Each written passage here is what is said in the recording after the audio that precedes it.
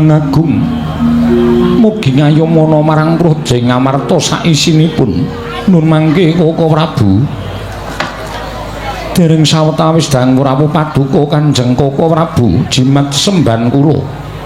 Koko Prabu pengayoman kula ing Dwarawati, Koko Prabu Sri Bathara Kresna sarawuh paduka Kanjeng Koko Prabu kula ngaturaken pasegan panakrami kunjuk sandhapada paduka Kanjeng Koko Prabu jimat semban kula. Koko Prabu pengayoman kula ing Dwarawati. Ya jagat mangestungkara wayah Bathara jagat. Lho nggih, Yai.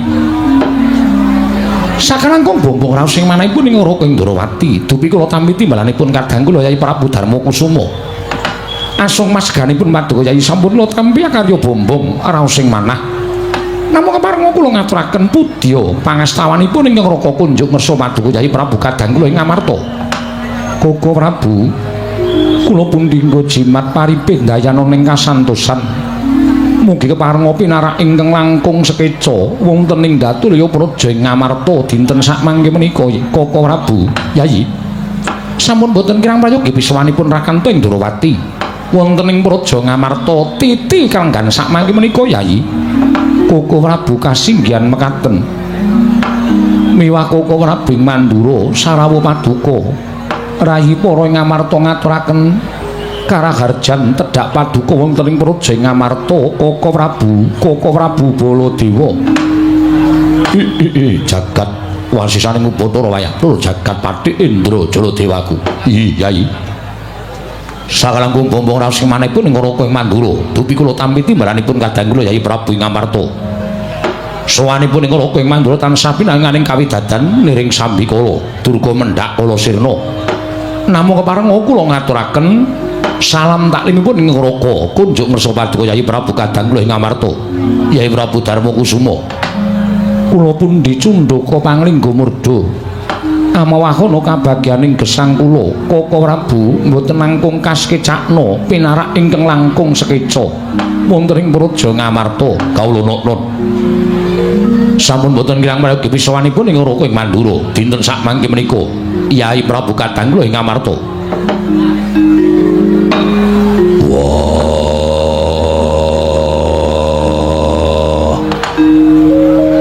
Kresna kakangku, aku ngaturake basaku katura. Kresna kakangku. Kadangipun Kakang Dimas Werkudara siadur bekti kalawan pun Kakang wis dak tampa kanthi bombong penggalianipun Kakang ora liwat pangestunipun Kakang Tampanana Dimas Haryasena ndak gegem dadekake jimat ora liwat prayoga nugun mulenggah. Baladewa kakangku, aku ngaturake basaku katura. Baladewa kakangku. Kadangipun Kakang Yayi Werkudara iya. Siadiatur bekti kalawan pun Kakang wis tak tampa kanthi lega-legawaning penggalipun Kakang ora liwat pangestuning Baladewa Tampanana Werkudara ndak gegem dadekake jimat. Pangestuning Kresna kakangku lan Baladewa kakangku. Amawahana kasantosaning lair batinku Kresna lan Baladewa kakangku. Werkudara kadangipun Kakang ya. Ya Dimas Haryasena ya. Kaya prayoga atur ing siading Mandura lawan pun Kakang Mandura. Koko Prabu. Nadan ing rayi Madukara pun Arjuna kula ngaturaken sembah pangabekti kula kunjuk Koko Prabu ing Dwarawati. Janaka ndak tampa ora liwat pangestunipun Kakang Tampanana Arjuna. Kula mendinggo jimat paripih dayana ing kasantosan. Koko Prabu Baladewa kula ngaturaken sembah pangabekti kula kunjuk. Ya Janaka tak tampa ora liwat pangestunipun Kakang Tampanana. Kula mendinggo jimat paripih dayana ing kasantosan. Mugi sekecakna pinarak ingkang langkung sekeca. Koko Prabu kekalih Arjuna kaya wis ora kurang prayoga. Ya Janaka kaya ora kurang kepenak praptaning Baladewa ning Praja Ngamarta. Nadan kula ngaturaken sembah pangabekti kula kunjuk Koko Prabu. Koko Prabu kula ngaturaken sembah pangabekti kula kunjuk. Ya kembar tak tampa ora liwat pangestunipun Kakang Tampanana Nekula Sedewa. Ya kembar wis tak tampa silatur bekti lawan pun Kakang ora liwat pangestuning Baladewa Tampanana pinten tangsen. Kula pun dinggo jimat paripin dayana ing kasantosan. Kula nun.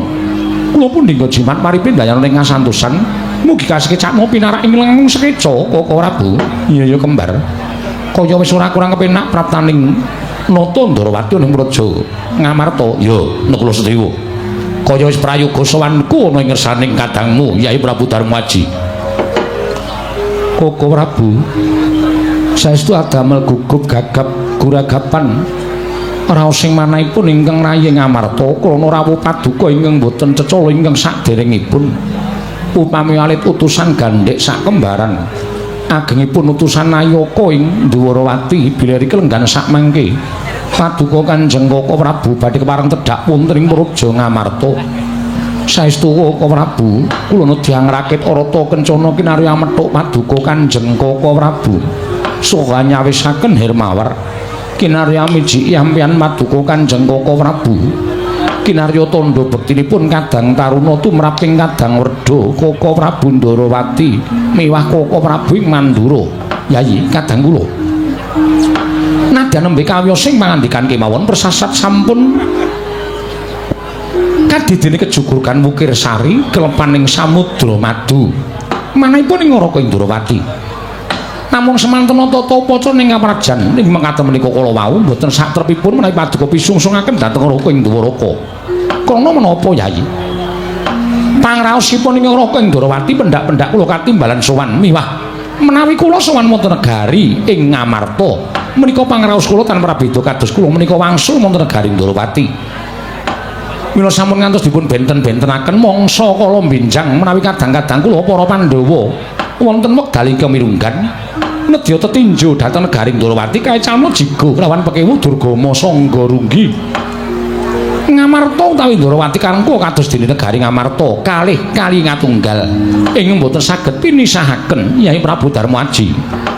Koko Prabu ngaturaken panuwun ingkang tanpa pepindhan malah ingkang Ngaraka ing Mandura semanten ugi kula minangka dados paseksan antawisipun Ndrawati lan Ngamarta menika boten saged dipun pisahaken. Mila boten wonten awonipun menawi tiganipun ngemor menika Mandura.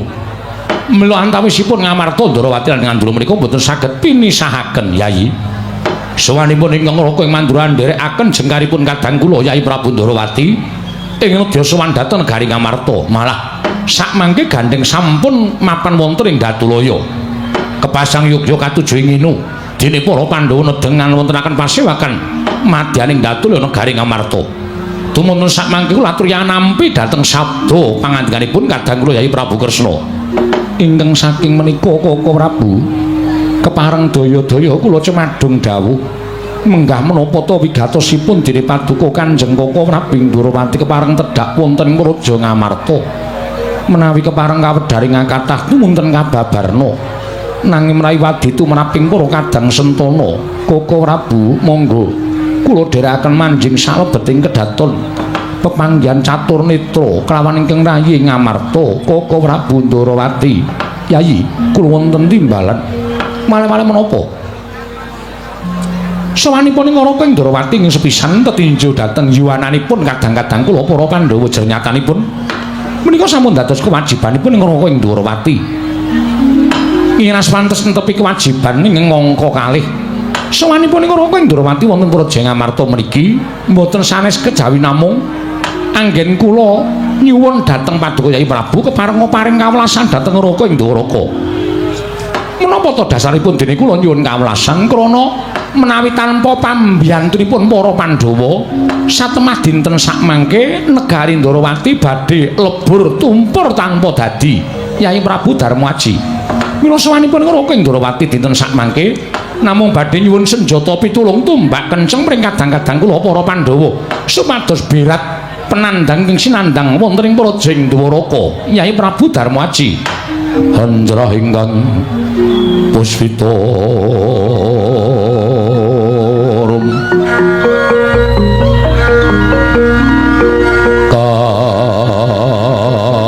kasiring samirana mrih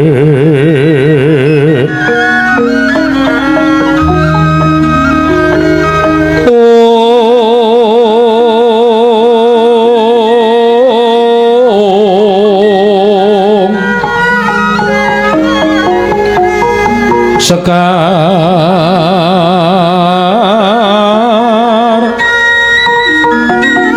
gadung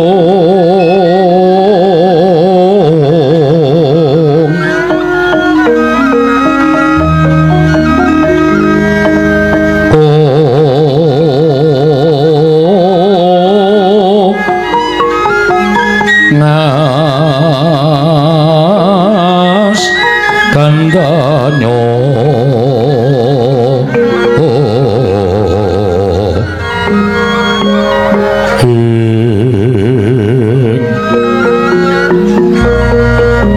maweh raras renaning driya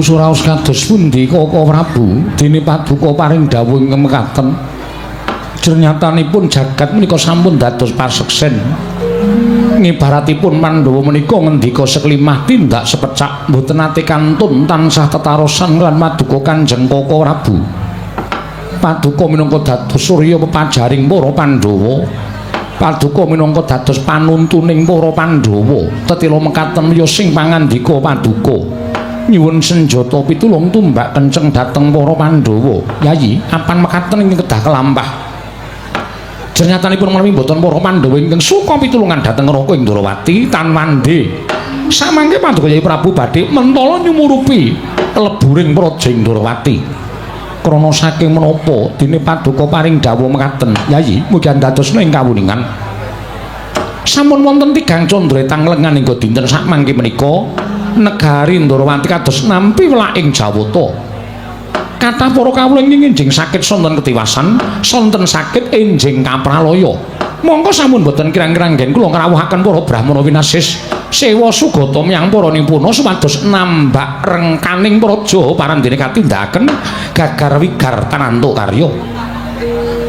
Mangsa kula ingkang sampun ngatetepaken ingkang Raka nglampahi prihatos wancinipun anggara kasih kula sarenalite sesemek ron raja mula bebantal boto sarimbat wonten ing madyaning alam pasumpenan kula nampi sasmitaning Jawata ingkang dumeling wonten ing Karna bilih negari Ndrawati saged waluya nirmala temah jati temah mulya menawi para Pandhawa ingkang suka sakbiyantu bot repotipun ingkang Raka Indrawati nuwun mapunten mboten nami aku lho babar pisan dhateng ngaturipun Nyai Kresna babar pisan mboten nalika semanten kagat raos semanipun ing Raka ing Mandura dubi kula tampi sowanipun kadang kula ing Ndrawati sareng kula dangu menapa ta sababipun Nyai Kresna teka sowan dhateng negari Mandura kanthi pegat-pegat aturipun Nyai Prabu Kresna piyambake kula matur dhateng Raka ing Mandura supados sakmangke ingkang Raka andheraken sowanipun kadang kula Nyai Prabu Ndrawati dhateng negari Ngamarta kinarya saksi tama badhe aturipun Nyai Kresna ingkang tunduk paduka Nyai Prabu Samyaji sanget boten nginten menawi negari Ndwarawati ketaman pagebluk ingkang madal sairing usada Yayi mboten nama kula badhe ngetingal-ngetingalaken lelabatanipun Nyai Kresna babar pisan mboten nama kula badhe menika ngetok-ngetokaken lelabuhanipun Nyai Prabu Kresna menika babar pisan mboten namung sampun marambah makaping-kaping pendak-pendak Pandhawa nika nampi pepeteng Nyai Prabu Ndrawati saged madhangaken Pandhawa nampi ribet Nyai Prabu Ndrawati yang saged mudhari ribet menika kala wau. Mila sampun satrepipun menawi paduka Nyai Prabu tumunten suka sakbiyantu dhateng kadang kula Nyai Prabu Kresna. Koko Prabu wonten dawuh. Ing kanyatanipun Pandhawa mboten badhe selak namung gandeng Pandhawa menika gangsal cacahipun. Menawi kepareng sakmangke paduka Kanjeng Koko Prabu suka paring dawuh tumunten ingkang rayi Ngamarta saged badhe sakbiyantu dhateng bot repotipun kadang kula ing Ndrawati Koko Prabu Kresna nuwun paring dawuh kula sasangga runggi ora usah tida-tida penggalih Nyai Prabu Ndrawati itu muli aturna apa ingkang mbok perlokake lan apa ingkang mbok bakal mbok gunakake kinarya maluyake Praja Indrawati matur marang Kyai Prabu Darma Aji siadi wis kalilan Purbawasesa Koko Prabu ngestaken dawuh ya Yayi wale-wale menapa negari Ndrawati ing taman pegebluk menika kala wau saged waluya nirmala temah jati temah mulya Menawi para Pandhawa ingkang suka sabiyantu inggih menika kula nuwun sewu maringaken pustaka Jamus Myang Jimat Klimasada badhe kula boyong dhateng negari Ndarawati kinarya tumbal wadaling praja. Yai Prabu seru sanget panyuwunipun Raka ing Ndarawati gandeng kula mangertos bilih pustaka Jamus Klimasada menika daya piandeling para Pandhawa piyambak menika kekiyatanipun para kadang-kadang kula para Pandhawa. Namung menapa inggih paduka badhe mentala nyumurupi rubuhing praja ing Ndarawati ingkang kanyatanipun rinten pantraning dalu nata Ndarawati menika mboten kendhat tansah netepi dhateng kewajiban kula minangka dados panuntuning kadang-kadang kula para Pandhawa.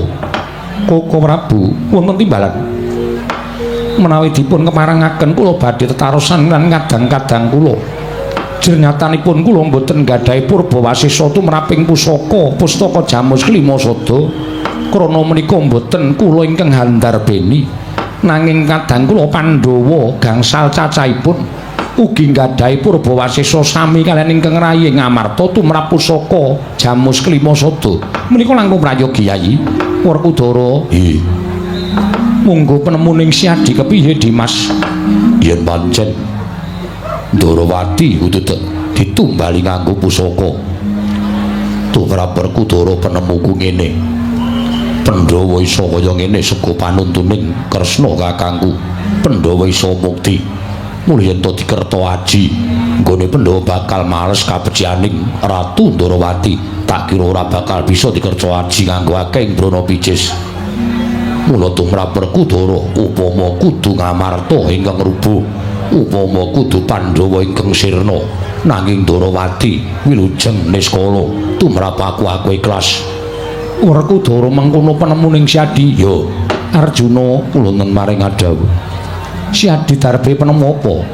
Koko Prabu menawi tela menika dipun betaken dening Koko Prabu Ndarawati monggo kula aturi maringaken babagan perkawis para Pandhawa sak mangke gampil ingkang langkung prayogi netepi dhateng kewajibanipun para Pandhawa ingkang sampun dipun utus dening para Jawata kinarya tetulung dhateng sak pepadaning gesang wonten ing jagat raya menika. Koko Prabu kadangku panengah ya becik apa ing siraturake kelawan pun Kakang. Koko Prabu kasinggihan mekaten nakula mboten badhe gadah atur ingkang kathah namung jumurung dhateng kersanipun kadang-kadang kula sepuh dayanipun Kakang Mas Yodipati, Kakang Mas Panengah kula nderekke mawon Koko Prabu. Sadiwa kula maring adhawu Siadi ingkang adat sabene darbe atur ingkang langkung mrayoga maradagi matur marang pun Kakang dipun parengaken Koko Prabu. Iya ndak keparengake Dimas. Sigra-sigra yen pramana kanca sigra rakit nawang sesangka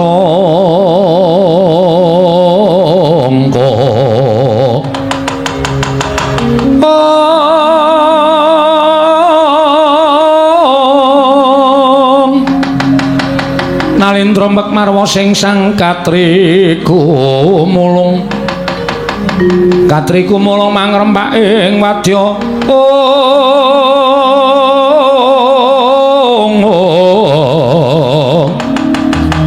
Kurda kurore kagiri-giri ro nanggono magawe gelari rawang-wang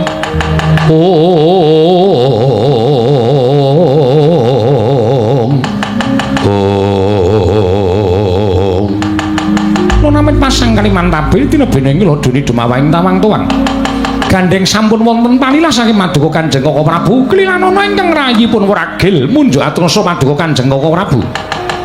Iya kadangku Sadewa Siadi darbe atur menapa kula mapunten sewu-sewu kanapatanipun ingkang rayi tadah wadana menawi pemanggihipun ingkang rayi ragil menika radi benten lan pemanggihipun kadang kula Kakang Mas Panenggak tuwin Kakang Mas Panengah.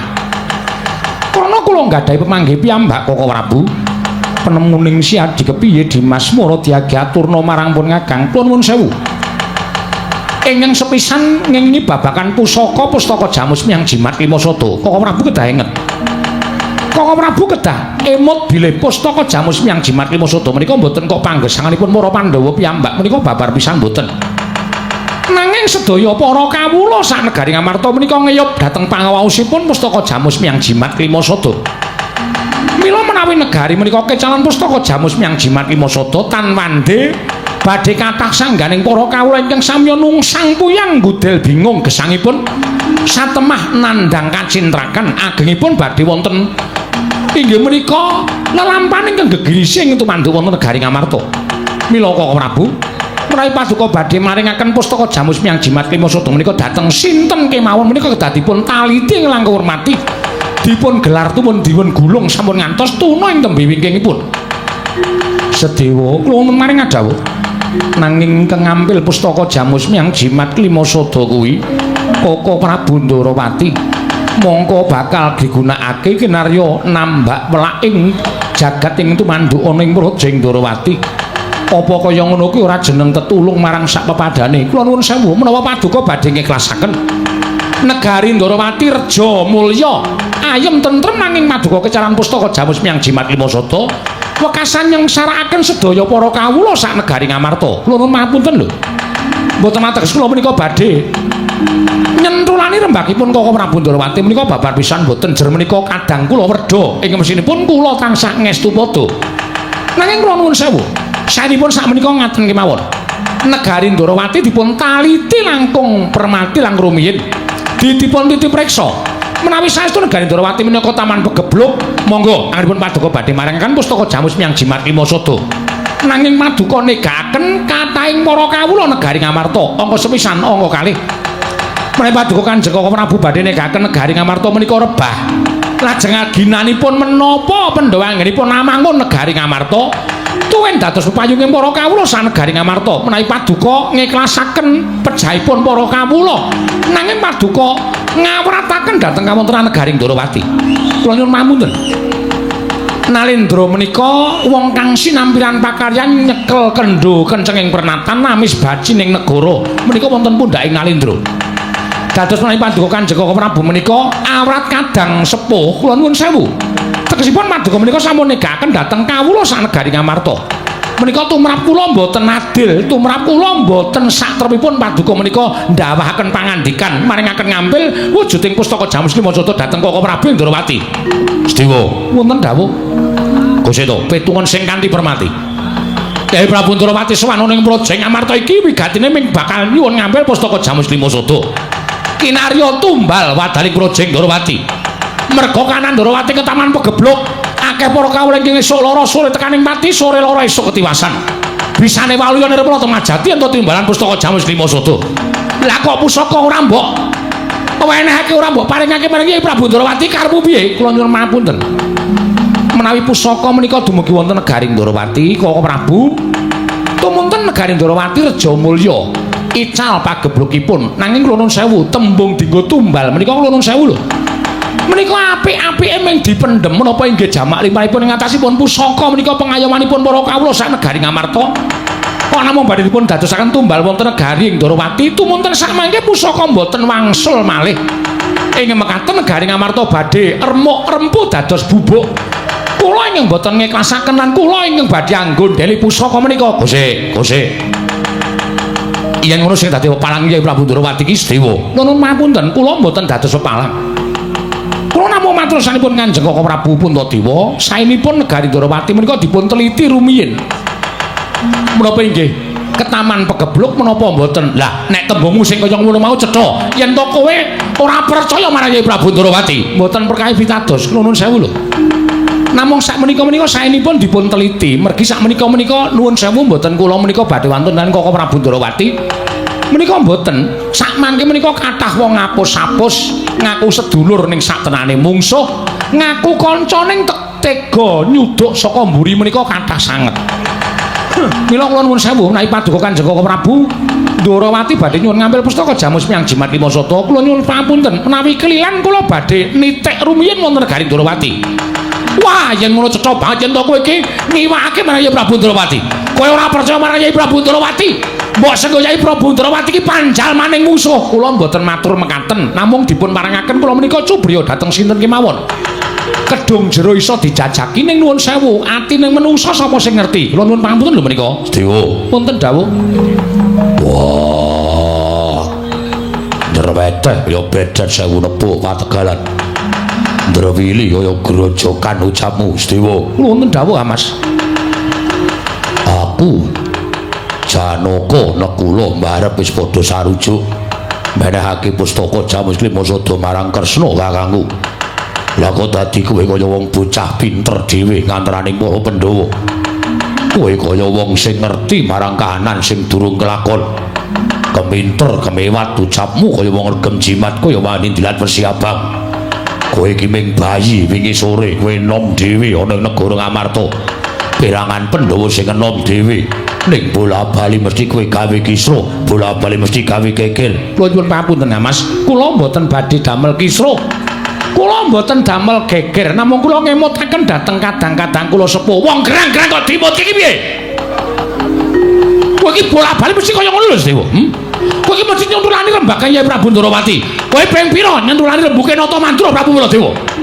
Kowe iki ora rumangsani nom dhewe, ning rumangsa kaya wong pinter dhewe. Wah, Dewa, wonten dawuh. Ora sandadakaken gunung sing tanpa guna. Saiki tak jaluk ucapmu. Inggih, kula kadhawan menapa? Tak dangu. Kakang Mas badhe dangu menapa? Pustaka Jamusli Masada digawa Kresna kakangku. Entuk ora? Inggih. Inggih. Inggih piye? Inggih nyuwun mapunten menawi sedaya maringaken. Nyuwun mapunten kula mboten Mas. Wah, mboten piye? Kula mboten ikhlas. Lah, kuwi tegese kowe dadi pepalange Yai Prabu Ndrawati. Yen kowe dadi pepalange Yai Prabu Ndrawati tegese kowe ora nitek marang kabejane Yai Prabu Ndrawati. Wong sing ora tau ngerti marang kabejane liyan kuwi ming kowe Sedewa. Wis ping pira Pandhawa diewangi karo Kresna. Pandhawa dipadhangake, Pandhawa dituntun karo Kresna kakangku. Ming nilih pustaka Jamusli Masada wae cangkemmu cerewet. Nah, cangkeme cerewet senengane ora. Bayi wingi sore seneng. Ora bumenika ngendika napa? Aku nek nesu ora cetha. Wong kadang-kadang tuwa kabeh padha ngerti, padha sarujuk. Meneke pustaka Jamusli Masada kok bayi wingi sore ndak kokan cangkem ora. Iki Kresna, inggih kula ngertos menika kok Prabu Ndrawati. Lah kene ngerti. Apa ing atase Prabu Ndrawati ki nyuwun ngambil pustaka Jamusli Masada? Kinarya tumbal wadaling Raja Ndrawati kok ora entuk. Nuwun mapunten menawi dienggo tumbal menika namung dipun pendhem. Oh, dipendhem apa ora Kresna? Inggih. Oh ya wis. Mau ki aja omong nek aja dipendhem ngono. Masa tak takoni kok dipendhem kok nggih. Inggih nyatanipun badhe dipun petak wonten alun-alun negari Ndrawati oh Prabu. Lah, kuwi ming dipetak ora dipendhem. Nuwun mapunten dipun merapaken ming dipetak ora dipendhem. Nuwun mapunten dipetak menika saminipun sami kemawon dipendhem. Oh padha to? Sami. Beda kata-kata. Inggih. Wah. Ya ngandani yo. Dipendhem niku bakal dibalekake. Kula nuwun samapunten dipun konduraken benjang menapa. Sing jeneng menapa menika dipendhem wis ora bakal bali meneh. Dewa. Wonten dawuh. Pisanji aku nanting karo kowe. Inggih. Wis sarujuk apa ora? Nggih nyuwun mapunten. Nyuwun mapunten Mas. Ayo kaki muni ora. Kowe muni ora sarujuk tak saut tak banting mudar kowe. Kapok kowe. Wis senengane nek nganti disaut dibanting cilaka. Muni iya ngono iki kok piye to? Nggih nyuwun mapunten mboten saged. Nggih. Mboten saged. Kepiye? Kok Prabu kendel mawon to? Kendel mawon kajenge Werkudara kemawon. Aku melu esmosi aku. Menapa melu esmosi? Ora iso omongane kok senengane aneh-aneh ora. Kepiye? Kepiye? Iya mboten mareng, kula mboten maringaken, kula mboten nyaosaken. Lho, nek ngono wani karo kadangmu Werkudara. Kula mboten badhe wonten Kang Mas Werkudara ingkang kula ajri piyambak menika Kang Mas Werkudara. Nek kuwi wedi ora sawangsulan. Pusaka men diboyong karo Kresna kakangku. Mboten saged. Wah. Mulia pisan gas. Mboten saged gage mulia pisan gas. Sedewa mbok aja ngono kowe ngerti watake kadangmu panenggak. Nek nganti nesu malah kriwikan dadi grojokan geguyon dadi tangisan. Iya munia. Ayo munia wis saiki. Inggih kula nyuwun mapunten. Kula paripaksa tetep Mboten saged. Wah, ora iso. Mboten saged. Ora minggat aidak mutar.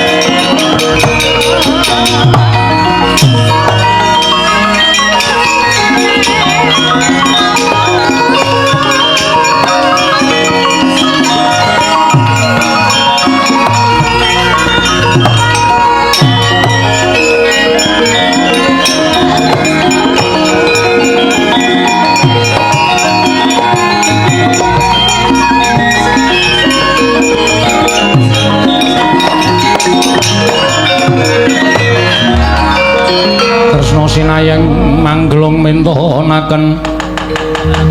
mintonaken dewe kramanira kang kumitir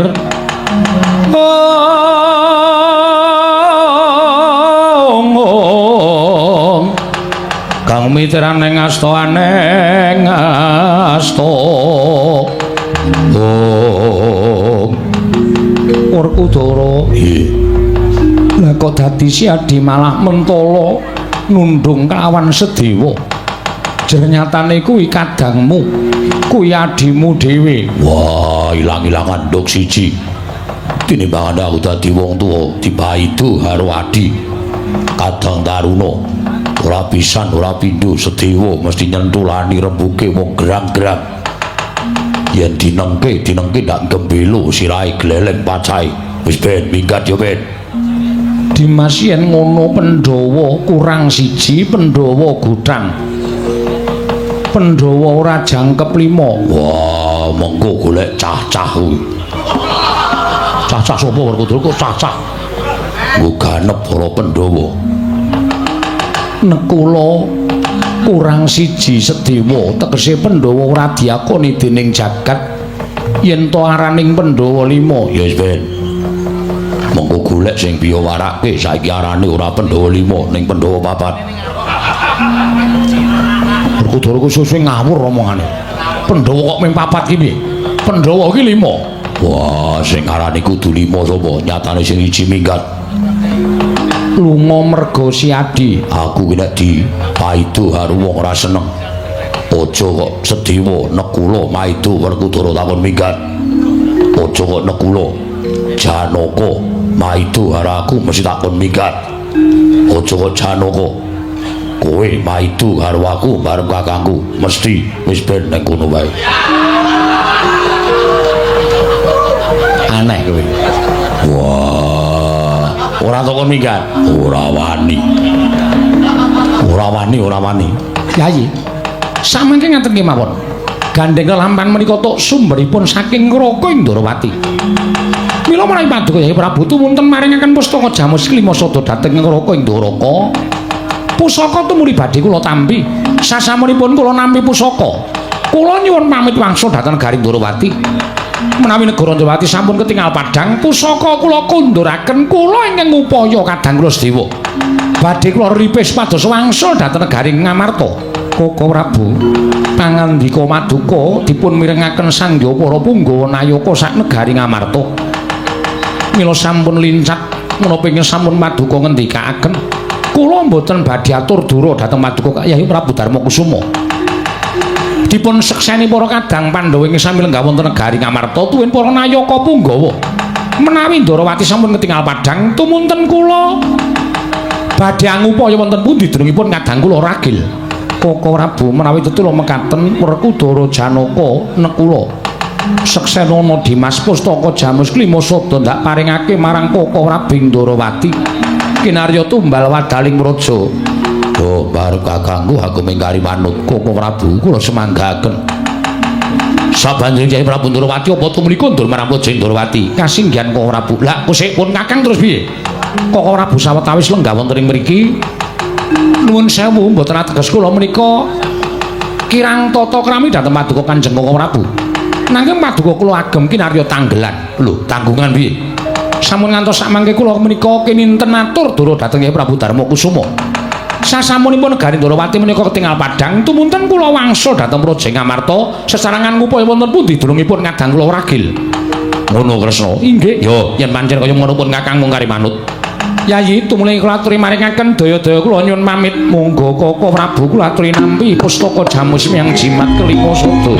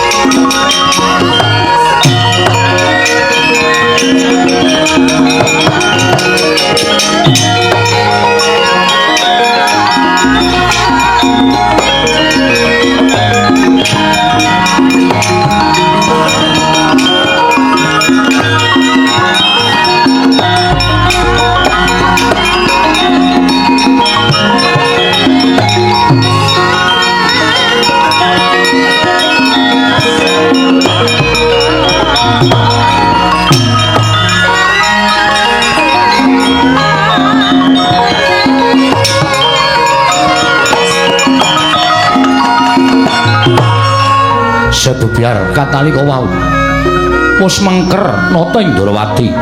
Sang Prabu Sri Bathara Kresna nampi pusaka pustaka Jamus Miang Jimat kelima sada ingkang kinarya nambak rengganing Praja Ndorowati. Dados sakuling mangke katingal tidhem madyaning pasewakan negari Ngamarta. Samyang enam-enam penggalih nata ing Ngamarta Prabu Darma Kusuma satring nunggul pawenang miwah panengah Pandhawa satring Madukara. Dadak kagiat jroning dira sanguta ing Ngamarta dupi mulat sawanipun abdi kinasih Lurah Petruk kantong bolong nirpebeh pindha sata metarangan.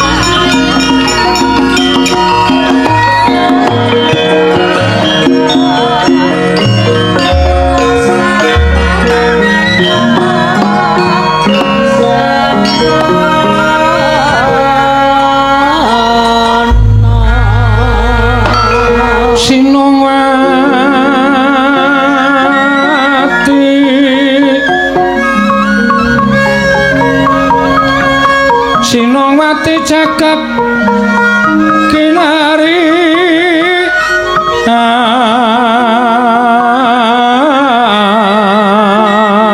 among mbak lumembak ombak ing samudra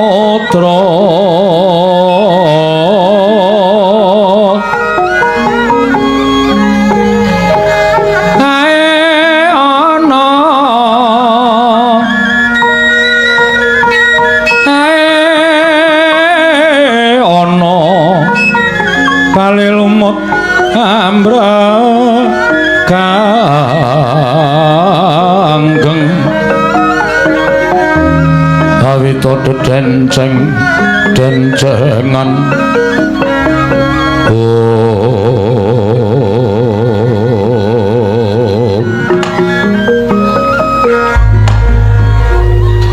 Koko Prabu mboten dawuh Yai sapengeripun Koko Prabu Ndorowati dereng kemawon kula munjuk atur menika kadidene sowanipun Petruk Kanthong Bolong Sumawana Bagong ladalah jagat Dewa Bathara jagat pangestu ngoro mesinipun Petruk sowan menika tartemtu wonten wigatos badhe dipun aturaken patuhe Prabu Darmaji ing mekaten punten timbalana Petruk wigatosipun menapa saking pribadinipun Petruk piyambak menapa dipun utus dening tiyang sepuhipun inggih menika pun Kakang Semar Yayi tumrika timbalana ing ngraka nedya ngangluaken jangga nilingaken karna midhangetaken ingkang tetela sabda pangandika paduka Koko Prabu kasinggihan mekaten Petruk Kanthong Bolong Raharja sapraptamu Panakawan nunamit pasang Kalimantabe tinebena ing lodone dumawahing tawang tuwang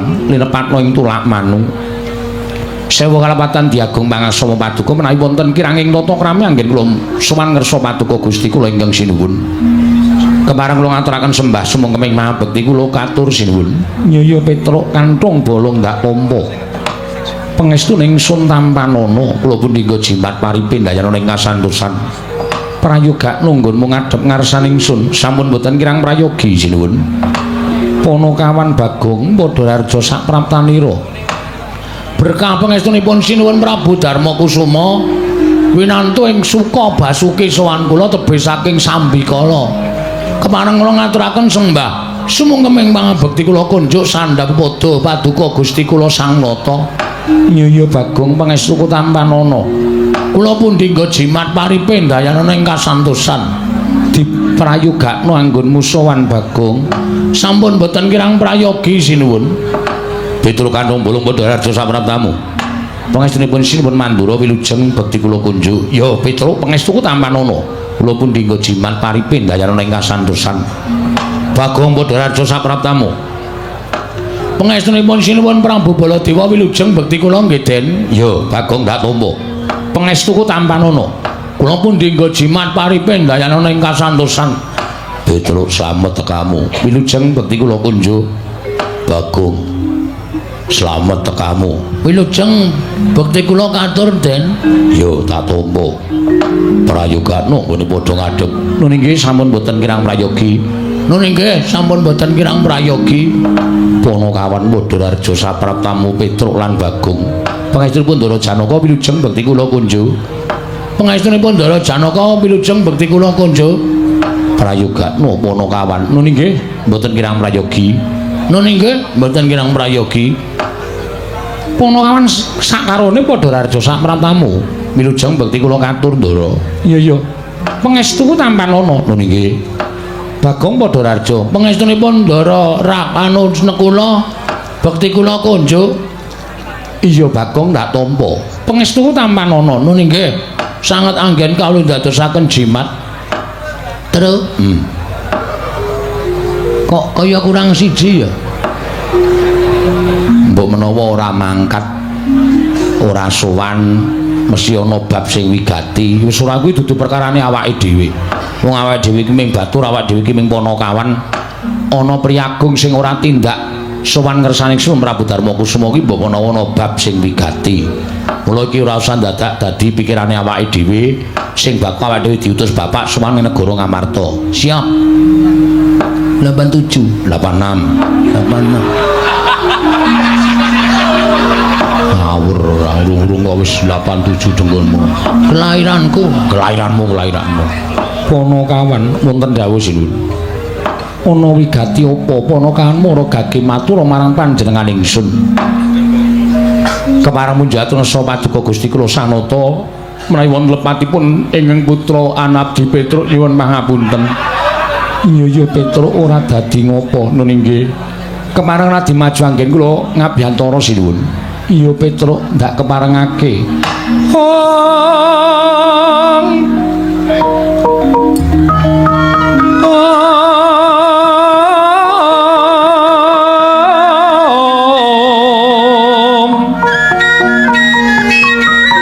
Punapata mirah ingsun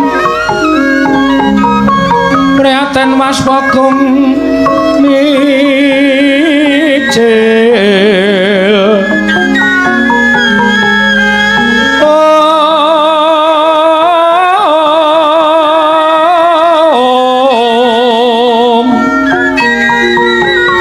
tudatan bo karya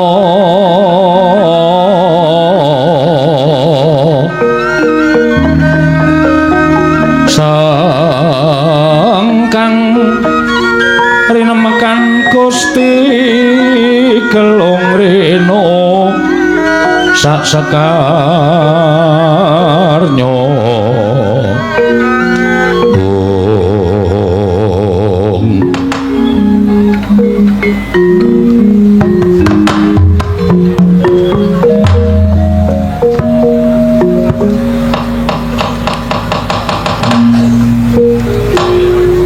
saya kalapatan pun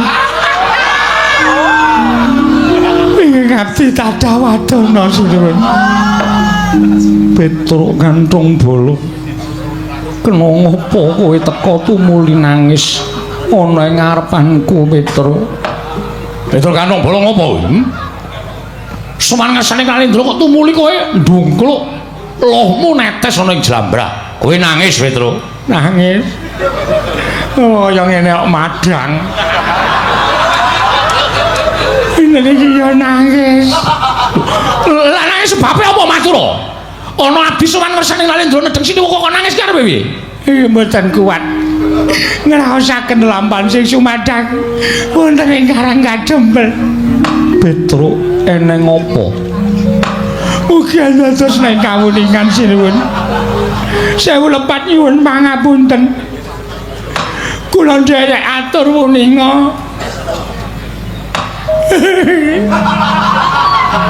Petruk matura ora nangis wegem ora iso nangis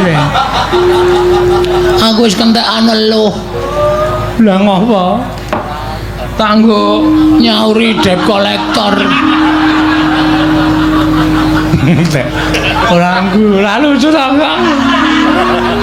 aku ndak guyu muga dados nek kawuningan bilih dinten semangkene ya bapak niku gerah bapakmu lara nggih kok sira ora nanting kelawan wong atuamu nyuwun priksa larane lara apa lho la iya ing atase kowe iki anake Semar kok ora taren karo bapakmu ki lara apa yen pancen duwe lara ditambake sowanke pendhita Brahmana Resi Winasis goleke tombo kowe iki anak-anak wis gerang-gerang bapakne lara nangis kaya bocah wingi sore kaya bayi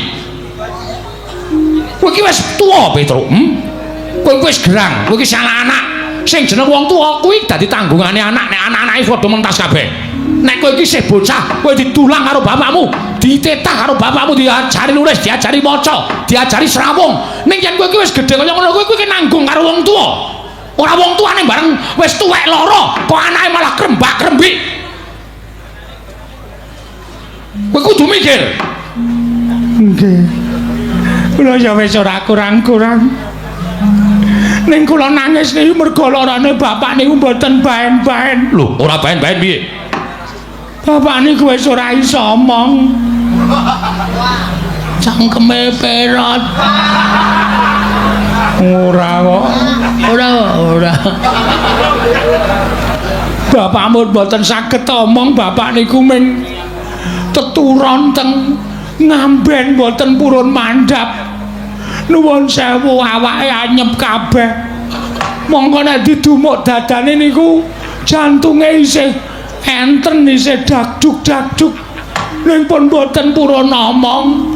Mripate ming menteleng ngemu banyu sajak nangis. Nyawang bapak niku wis kaya kunarpa. Kula sedih. Kula matur sanipun sinuwun Prabu. Puntadewa mugi andadosna ing kawuningan. Langsung wae terus. Langsung piye? Sawanipun kula kalih Petro nyuwun sumbangan. Ngagem resake bapak. Niku bapak kudu cek darah. Ya, Tru. Oh apa? Kowe wingi ra melu mresake kok. Sing mresake aku wingi tak becake.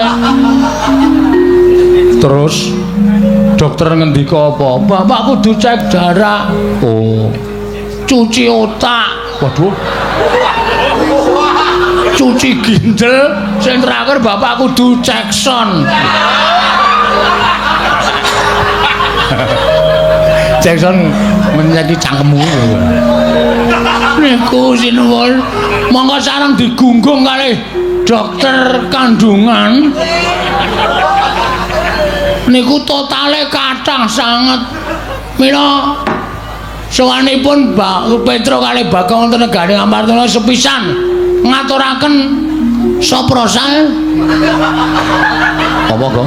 Soprosal. Proposal kalih prokol. Niku nyuwun pengayoman ning sowan kula menika mboten kok perkara kula menika pengin ngaturaken bapak gerah menika mboten. Bapak niku wau dalu niku mboten ditunggoni anak-anake niku jebul iso nulis layang. Bapakmu nulis layang. Nggih. Tulisane dhuwur dhewe menika Kertanyana medhot janji.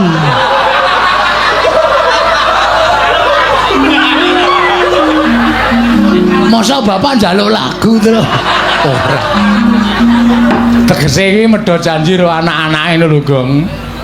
Tulisane Petruk karo Bagong dalam kurung iya tak kongkon ning negara Ngamarta aku iso mari nek Pandhawa rawuh ning negara Ngamarta sinambi mundi pustaka Jamus Jimat Kelima Sada.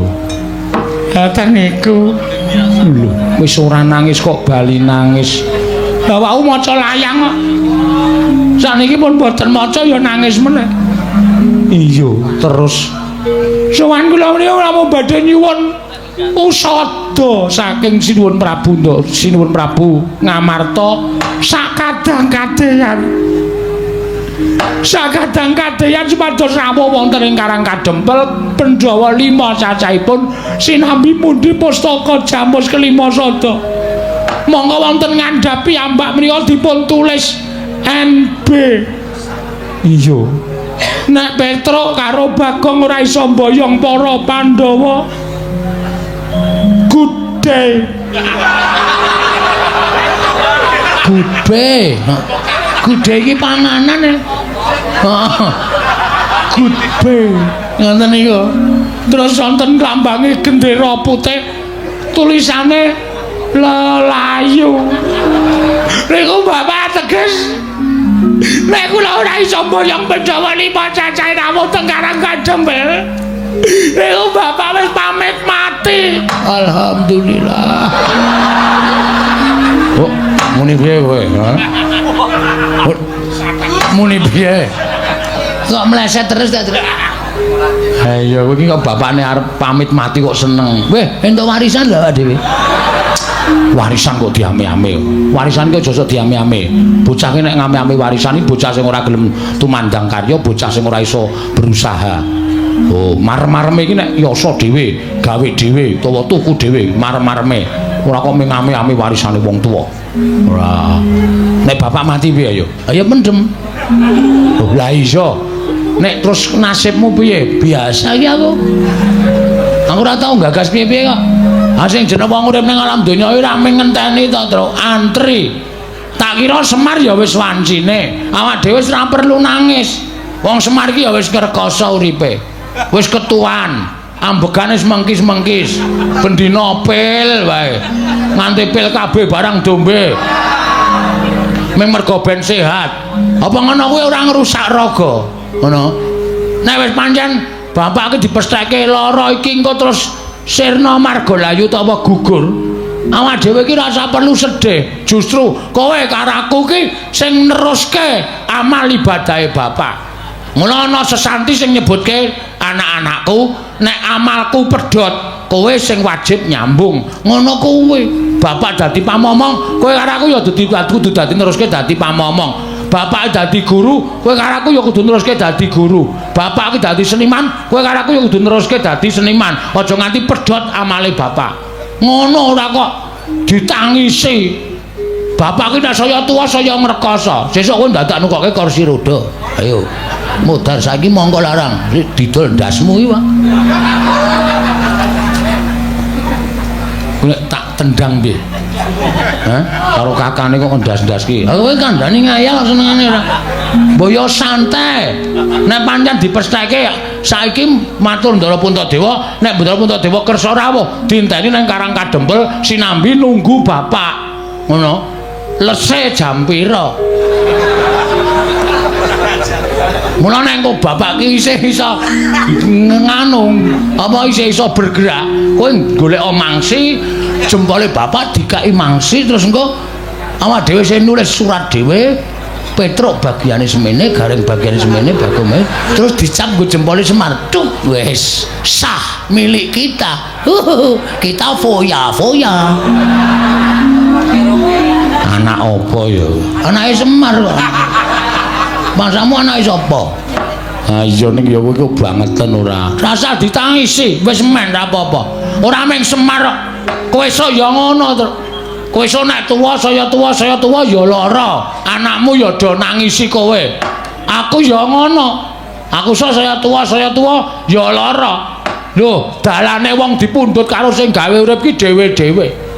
Lho, Semar diparingi lara, terus engko malaikat tekan njabut Semar. Oh wis awak dhewe ora iso nggodeli, bakar ngoyak malaikat. Ha. Mbok nganggo pikiran terus nek omong. Sik gong aku tak matur sinuwun Puntadewa iki kersane piye? Kersa rawuh ning Karang Kadempel apa ora?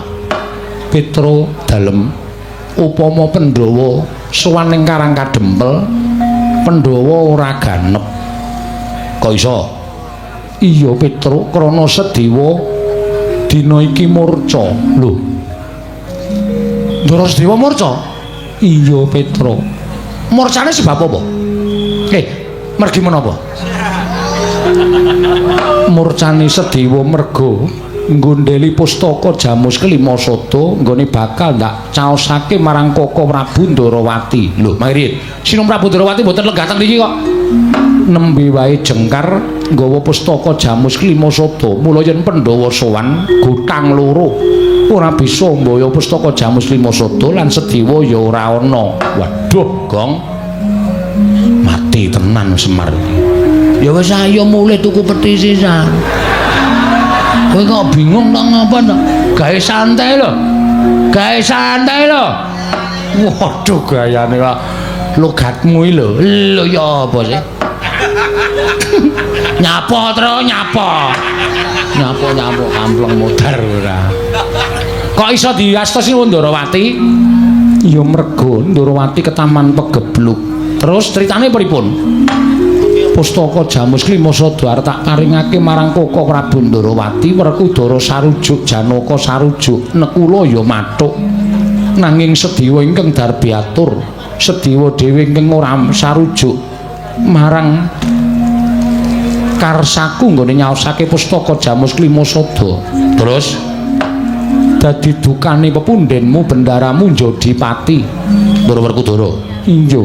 Terus Sediwa didukani ndaramu Werkudara apa dene ndaramu Mandura Kaka Prabu Baladewa ora kuat ngampet murkaning ati ndaramu Njadipati wekasan kawiyos pengendikane Sediwa ditundung minggat dening ndaramu Werkudara Petruk Jaja muntap lirik netap duka yayasinipe netra kocak ngundarandir hidup nyomangolon caka wadanani rombranang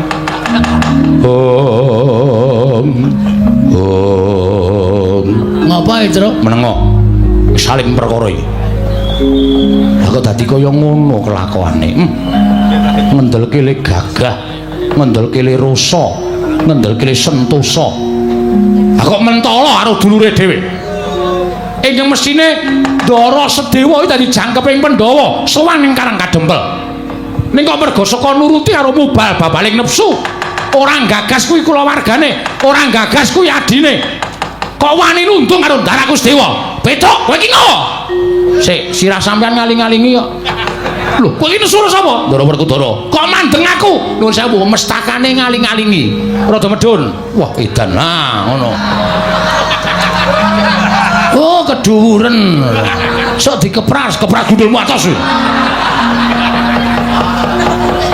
Petruk ngopo sampean ora rumangsa salah sampean ora rumangsa keliru ya aku klerune nggono apa luputku nggo endi sampean nundung Ndara Sedewa dasarmu apa sampean nundung Ndara Sedewa mergo Sedewa ora manut karo aku apa kabeh kulawarga kudu manut karo sampean apa sampean ki rumangsa bener dhewe ya eling Mas bener menika werna telu benere dhewe bener bebrayan benere sing gawe jagat benere dhewe niku tumrap sampean bener tumrap wong liya ora bener benere bebrayan niku saiki iya sesuk ora saiki ora sesuk iya niku owah gingsir bener sejati niku bener sing gawe urip mula aja sok benerke awake dhewe ning ngitungan bener ora tumrape wong liya Ndara Sedewa niku adimu tur niku beda ibu karo sampean wajibe nek beda ibu karo sampean sampean niku ngayomi karo adimu ku alon tresnanara ngungkuli adimu dhewe kok njur seneng-menang Sedewa minggat ngoten lho wau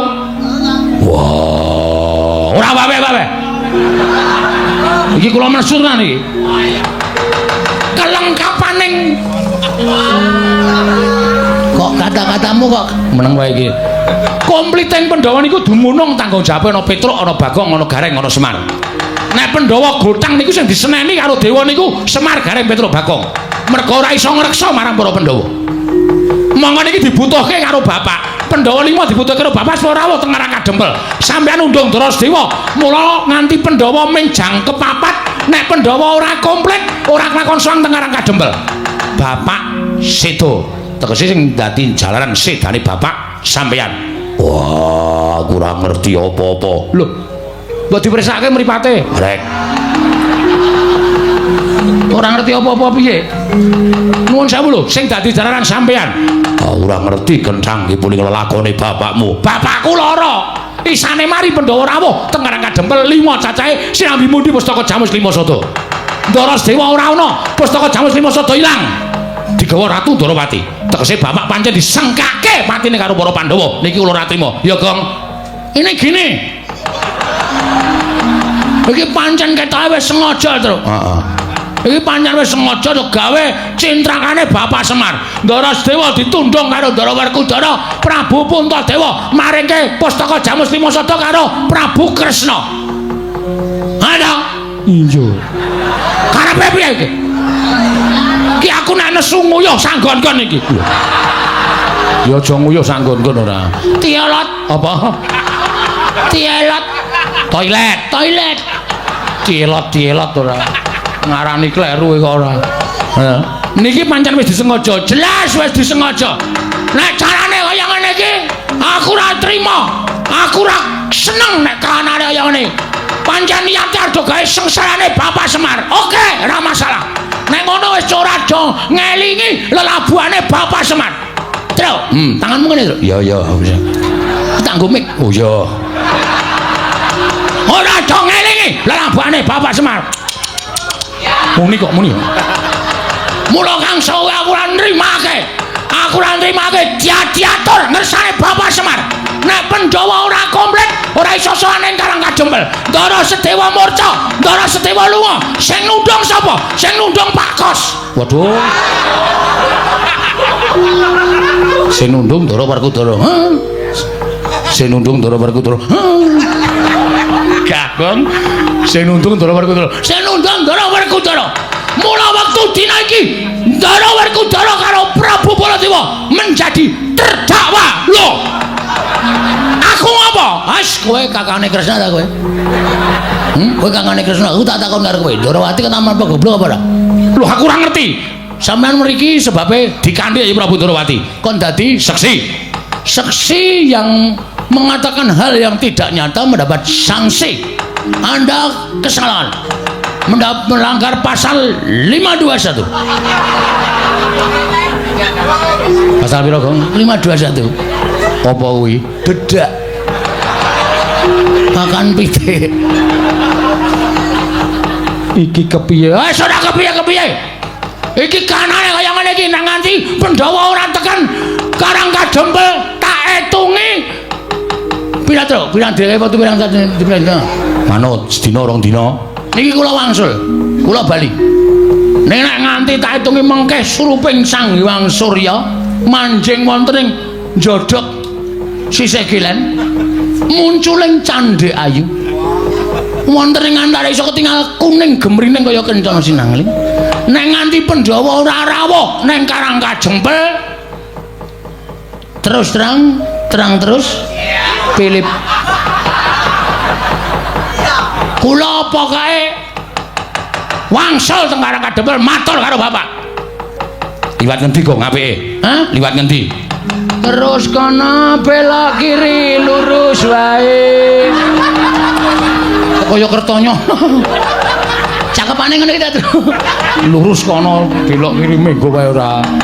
Ayo saiki nek ngono bali matur karo Bapak. Andake Bapak Pandhawa roja raja ora komplit mergo do gegeki benere dhewe, Pak.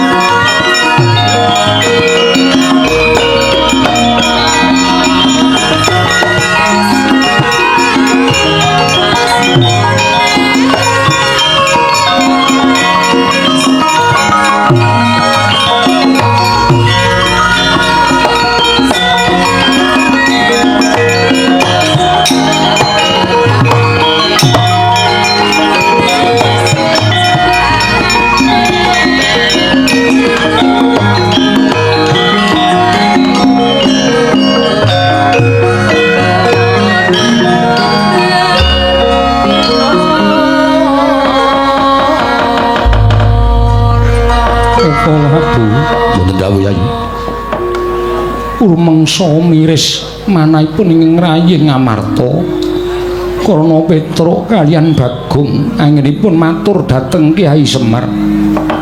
Pangraos kula kados pepes bayu kang tapis boten gadhahi kekiyatan menawi ngantos Kakang Semar wuninga lelampahan ingkang tumanduk wonten negari Ngamarta tuwin lampahan ingkang sinandhang dening para Pandhawa.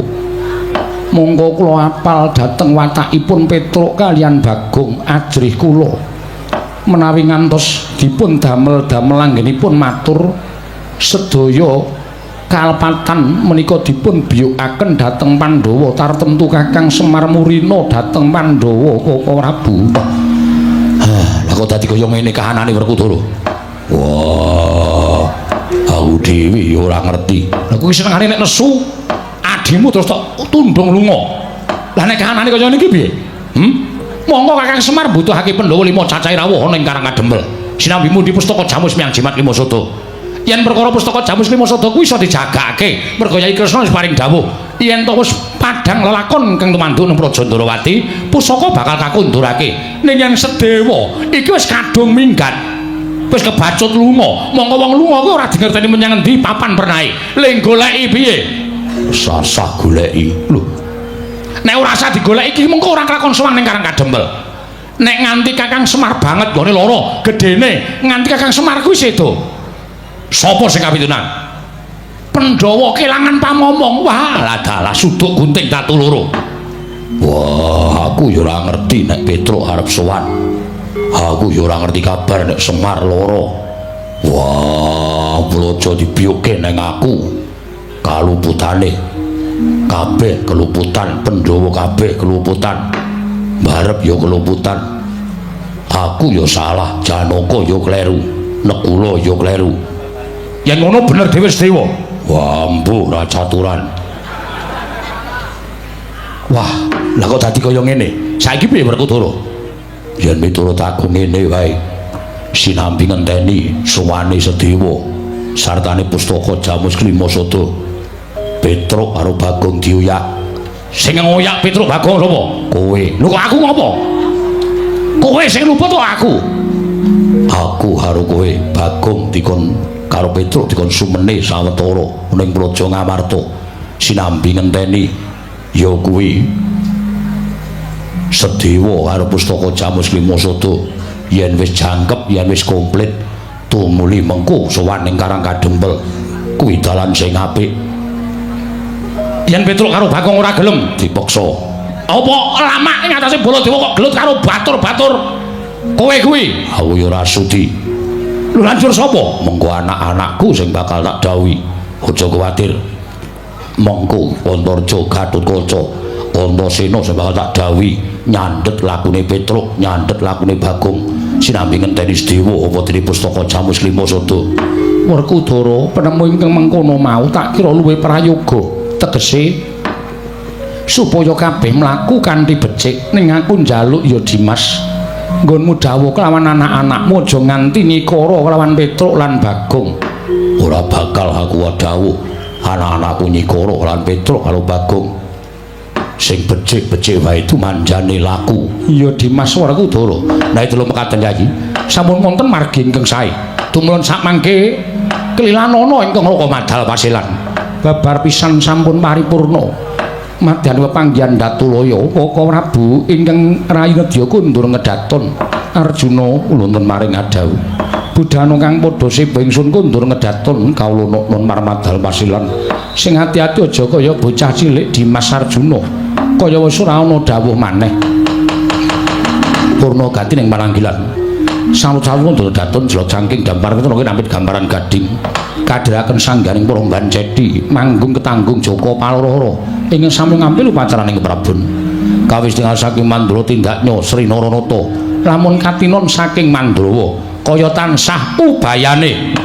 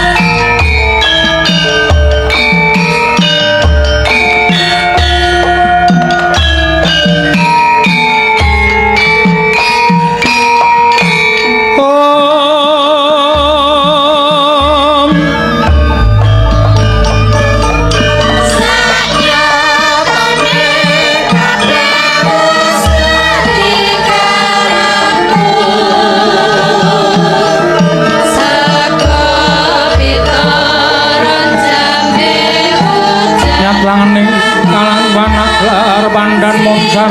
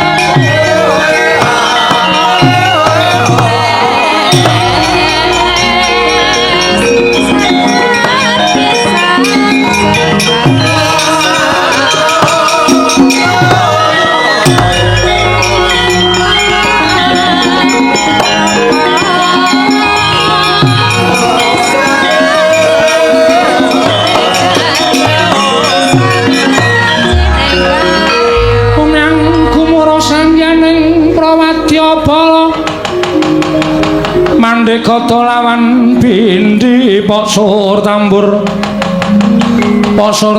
miang suling pandhen dalutak miwa bandara kakandha mawarna Bindha Jaladhyana Sri Kawuryan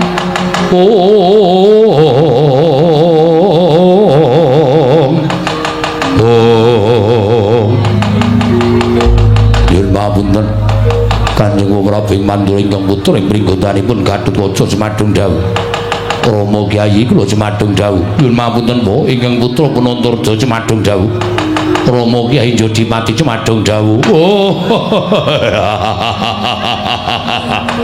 Wonten menapa sinuwun panjenengan ngawe sangganing para putra. Mboten kantun ingkang abdi kepatihanipun Pragoto kula Cemadung Dawu lho.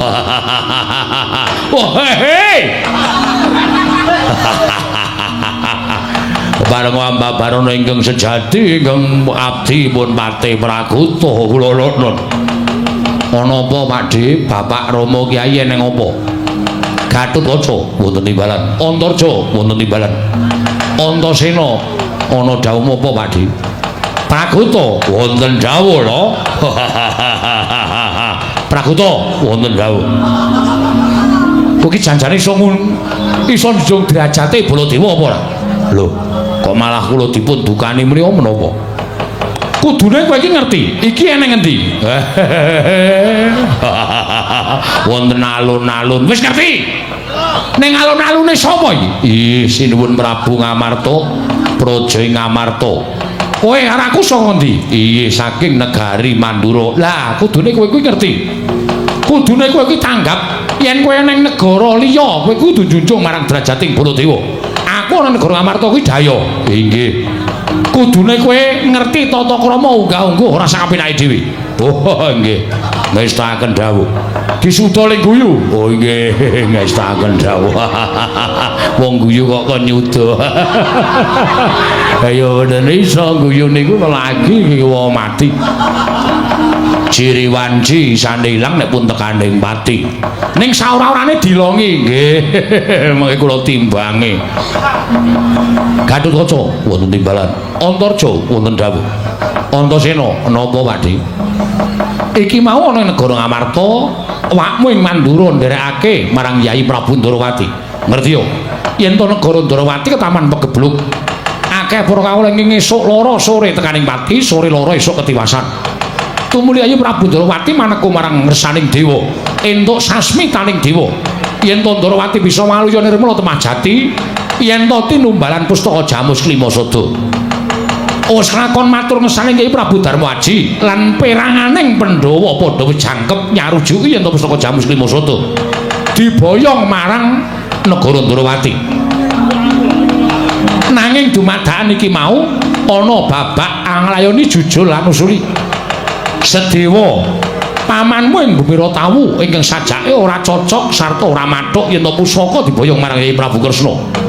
Nganti gawe geger negara Ngamarta merga dukane wong atuhamu ing Jodipati wekasan ora iso dipenggak meneh. Nganti wong atuhamu Werkudara mentala nundung kalawan pamanmu ing Bumiratawu. Ya kuwi Sedewa. Wektu dina iki pamanmu Sedewa lunga saka negara Ngamarta. Lajeng menapa anggenipun Paduka Prabu ndhawuhaken sangganing para putra kinan Bupati wonten pundi lenggahipun paman Sedewa dudu perkara kuwi. Saklunganing pamanmu Sedewa pustaka Jamus Klimasada diparingake marang Yai Prabu Kresna. Tumuli Yai Prabu Ndarawati jengkar saka negara Ngamarta. Babak anglayoni jujul lan usuli sowane Petruk karo Bagong tawang-tawang tangis. Tumuli nalika semana Petruk karo Bagong prasaja yen to Semar nandhang lara. Monggo wis madal saliring usada. Tumuli nalika semana Petruk matur Semar bisa maluya ning Nirmala Temajati dadi mamulya. Yen to Pandhawa 5 cacahe rawuh ana ing Karang Kadempel, sinambi mundi pustaka Jamus Klimasada. Nalika semana Petruk kaget, lah kok dadi Pandhawa mingkari papat ora ana sowaning Raden Sedewa. Yai Prabu Darmaji prasaja yen to Adikku Sedewa ditundung karo bapakmu ya kuwi Werkudara. Walah dalah Petruk nesu. Bagong muring ana negara Ngamarta. Nguman-uman karo wong atuamu ya kuwi Werkudara. Mula kang saka kuwi Petruk karo Bagong dina iki bali ning Karang Kadempel. Aja nganti wadul marang wong tuane. Dandang dikandhaki kontul, kontul kandhake dandang. Iki mamu wakmu mandra wis arembuk karo si Werkudara supaya anak-anak nyandet lakune Petruk lan Bagong. Ning aja mbok pulasara, aja kok gawe lara. Sing baku aja nganti tekan Karang Kadempel, nganti ngenteni timbuling Sedewa lan baline pustaka Jamus Lima Soto. Katut wonten timbalan Rama Kyai. Antarja wonten timbalan Rama Kyai. Antasena dawuh apa, Pak? Bagong karo Petruk dioyak. Wah, yen pancen Panakawan loro kuwi dikon sawetara mapan ning negara Ngamarta ora gelem. Aja nganti wadul karo bapakne. Mundhak Pandhawa monggo disengguh ora tresna karo Semar Badranaya. Petruk candheten nanging aku dawuh karo kowe yen pancen Petruk karo Bagong ora gelem dijak kumpul utawa sawetara mapan ning negara Ngamarta. Ndak paringi purba wasesa. Piye caramu supaya Petruk aja bali nang Karang Kadempel, ndak wadul karo gerangane ya kuwi Semar Badranaya.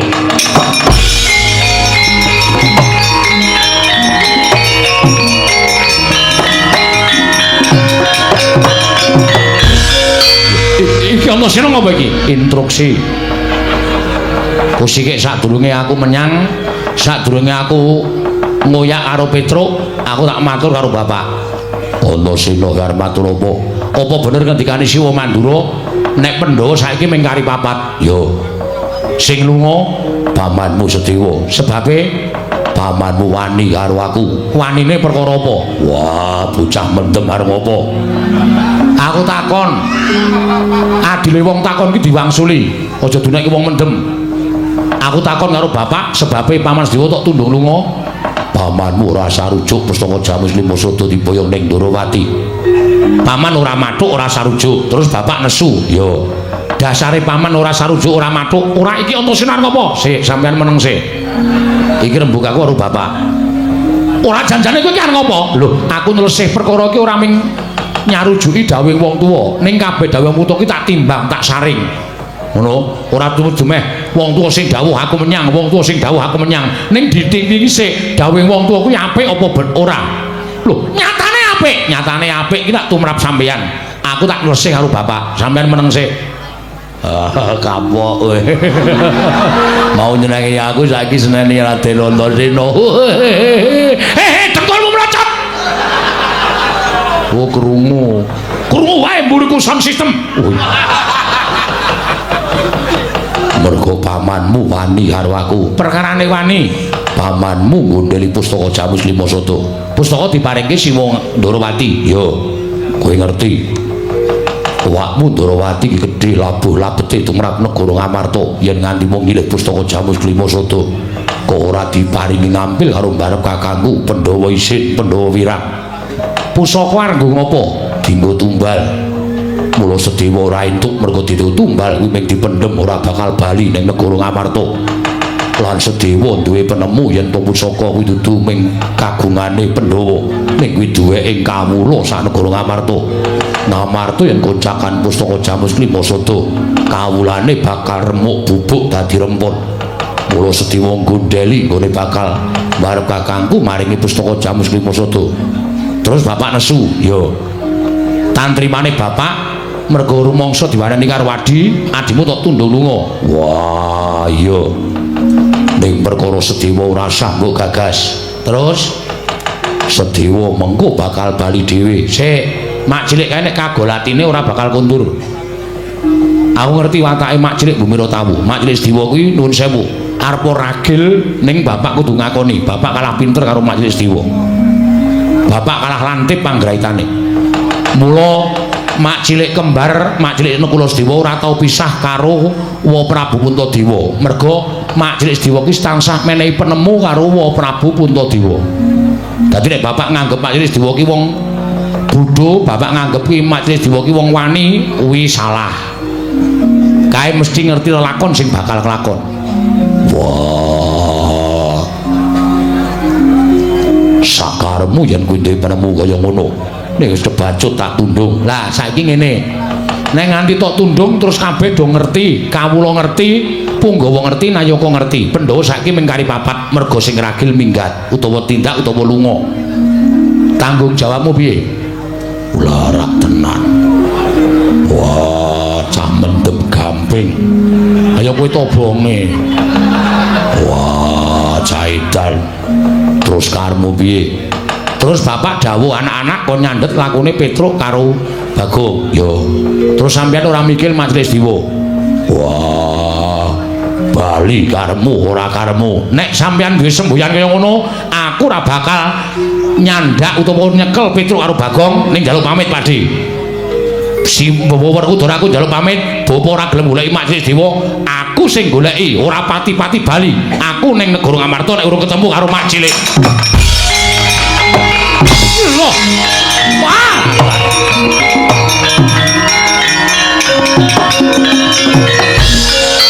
Kok dadi kaya ngene kahanane iki piye? Wis ben.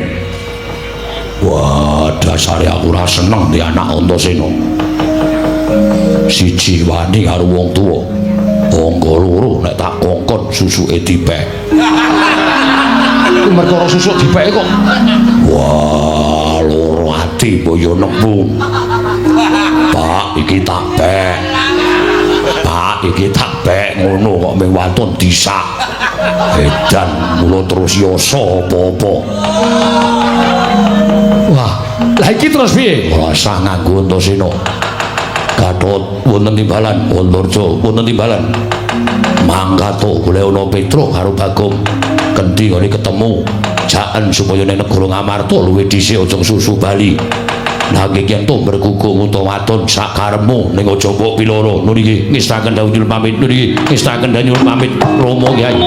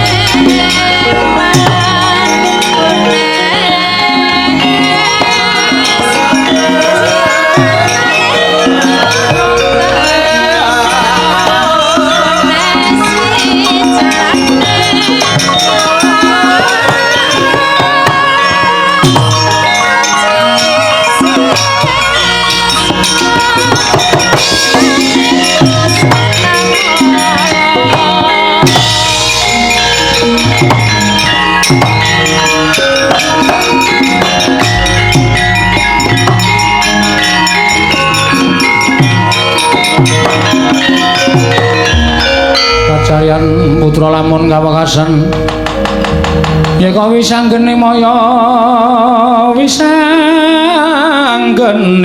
Wisnu Pradenta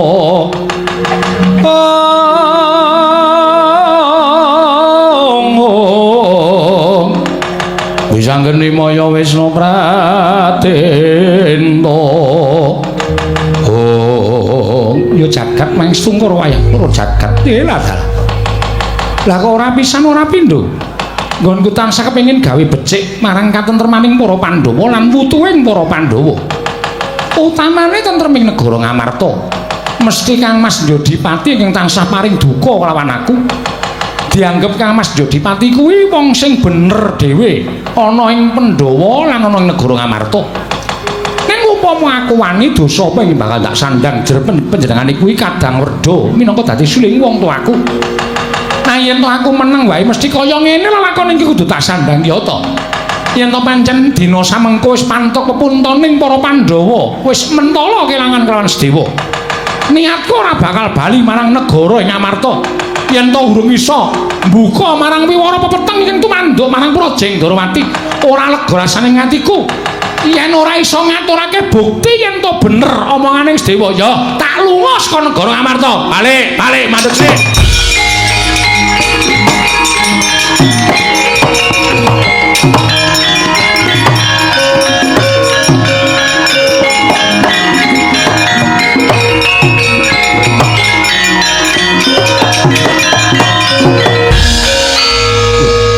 Iki Antasena.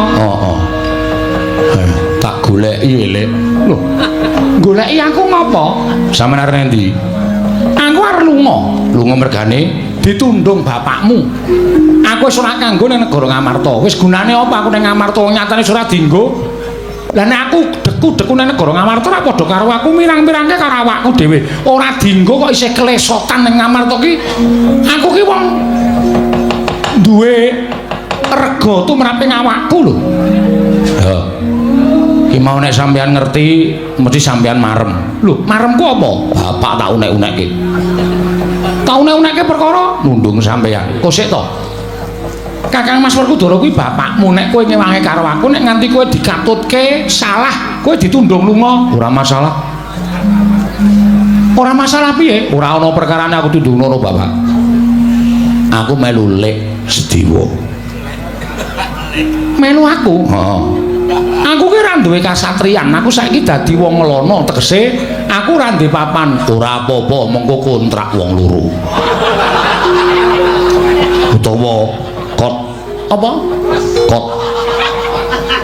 Kos kok kot. Heeh. Kos. Ya. Antasena, Piye? lelakon iki lelakonku. Kowe aja melu-melu. Najan aku ngerti kowe iki tresna karo aku. Nanging perkara iki tak sandange. Lah terus Kowe ora usah melu aku. ora melu balik. Ora. Ning kowe ngrampung ana kana negara Ngamarta gawenan Padang.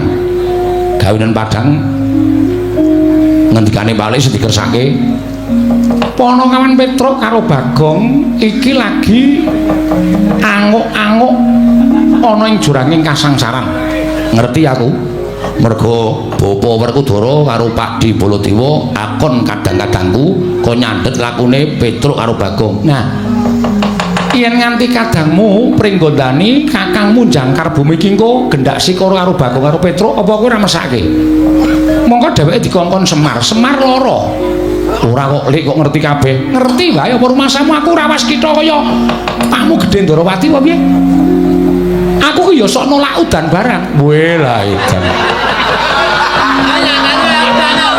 Wah yo madeg panarul mak apa? Rasa sembrono.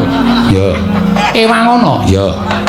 Yen perlu wong tuane gawenen isin. Wong tuane sapa? Wong tuamu Gawe isin piye? sing ngakon anak-anake kok nyekel Petruk karo Bagong rak bapakmu to? Heeh. Bapakmu ki lagi keblinger. Pancen bener wae nek karo wong sing ditresnani ngono sapa-sapa dikalahke. Kaya to karo tresna karo Sinuwun Prabu Ndarawati, Siwun Ndarawati. Sampeyan barang ditundung lunga karo Ponokawan barang Mentala.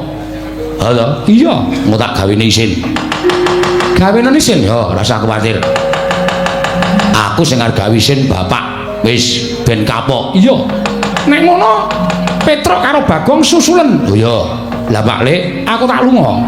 kundur ora? Bali ya aja kuwatir to. Aku bali ning mbuh kapan? Ora suwe-suwe. Ora. Sangurung. Wis. Ora usah ngapusi lho. Tak sili ora apa-apa. Oh, anggapmu sugih kowe apa piye? Aku kuwi satriya Mbumira Tawu mung kalah sugih karo wong ngrandu Gumbala. Ora perkara kuwi, tindakmu rak kesusu, mbok menawa ora iso nyaut sangu. Iki aku ana dit 400 gawanen sik. Engko balekno 950. Pengedan. Kowe ora mung nglintah darat ning kowe iki ula. Wis ben ra apa-apa. Wis ora apa-apa nek Pakdi ora sangu, Pakdi ning tak suwun kundur. Aku mesti bali. Yo, tenan yo, Rik. Iya. Wase aku ingkang bakal mbabar lelakon iki Antasena. Yo, tak pasrahke Pakdi Dewa. Wis, kono susulan Petruk karo Bagong aku tak lunga saka negara Ngamarta Antasena. Yo, hati-hati, Rik.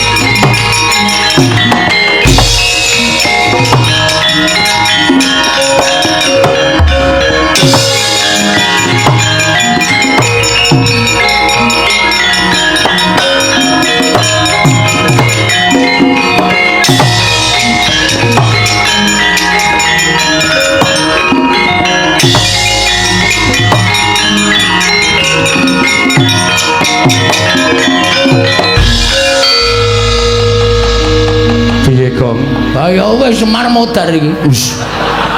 Pantem modar kok ora karo bapakne kok. Ha piye? Kan Semar wis ngomong. Isone mari nek Pandhawa rawuh nang Karang Kadempel. Heeh.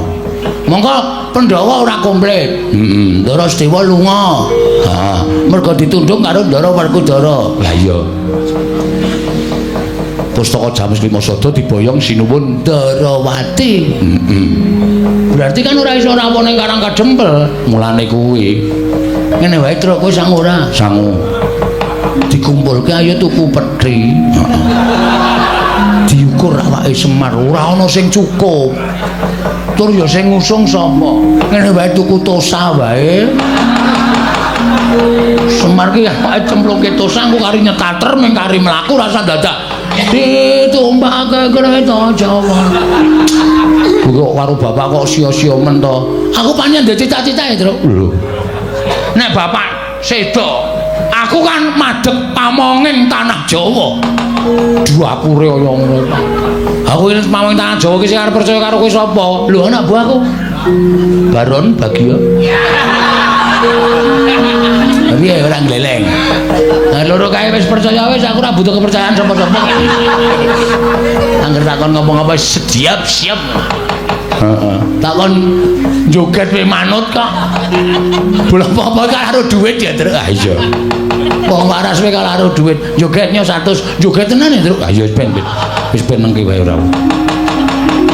Iki awak dhewe ndang bali nang Karang Kadempel matur ngersane bapak. Aku percaya, Gong. Nek bapak midhanget atur awake dhewe Pandhawa ora komplit, Pustaka Jamus Lima Sada ora ana, bapak mesti gregah wungu malah waras. Kuwi rak panyokro bawahmu. Ning iso bapak tok bisiki nang kupinge. Pak, Pandhawa ora komplit, Pustaka Jamus Lima Sada ilang terus mantane terus pendono. Terus anu nggon komputer mak. Kuwi opo? Kuwi lho, nggo mriksa detak jantung kuwi lho. Nek isih urip nak titit. Nek mati terus disetrum dadane jeduk. Nyawane arep metu mlebu meneh. Urip sedilo, mati meneh. Wah, ngeri ya, Truk. Mula wong ki tumindak sing apik. Bapak iki tumindake apik kok lara ayo. Monggo wong tumindake apik iki nuwun sewu lho. Nek sedo mesti ngerti sedane sok kapan, terus mesti kepenak, mesem le sedo nek wong tumindake apik. Lah kok bapak iki tumindake apik ora tau tumindak apa-apa kok lara. Ayo. Berarti nek ngono bapak urung wancine tekaning pati. Wah, heeh. Wah, nek ngono apa tenane? Pancen demit tenan kok ora. Wis yo mulih wae. Matur kok ndak malah geger nek Negara Ngamarta aku ora seneng nek geger karo putra-putra Pandhawa utawa Sinuwun Mandros Ndara Werkudara terutama matur ngersane bapak mbuh kanane bapak engko mari apa mati wis pasrah sing gawe rep yo mangkat bae Truk. Putus.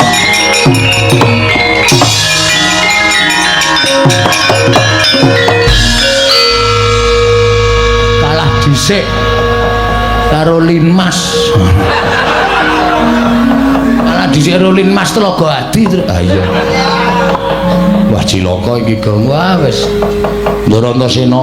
Heeh. Nuwun sewu le mlajar buanter banget kok. Ngoyak kula napa? Aku ngerti kowe tengok-tengok ning kene karo Bagong. Terus aku melayu sak banter-bantere. Wigatine nyekel kowe, Truk.